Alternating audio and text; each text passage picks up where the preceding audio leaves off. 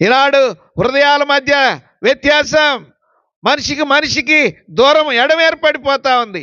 కుటుంబాల మధ్య కుటుంబాలకు ఎడం, దేశాలకు మధ్య దేశాలకు ఎడం. అందుకనే ప్రభు అన్నాడు, ప్రియమైన వారులారా, ఆయన వచ్చు దినాల్లో దేశం మీదకి దేశం, రాజ్యం మీదకి రాజ్యమును, జనము మీదకి జనం లేస్తారని చెప్పాడు.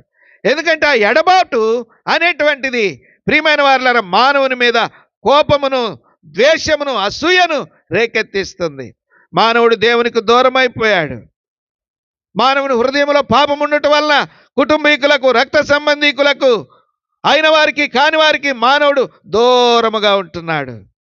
ఎందువలన? కారణం ఏంటంటే మానవుని హృదయంలో ఉన్న పాపము ఆ రీతిగా చేస్తుంది. యేసు ప్రభు రక్తము మనలను సమీపస్తులనుగా చేస్తుంది. అప్పుడు భర్త భార్యతో,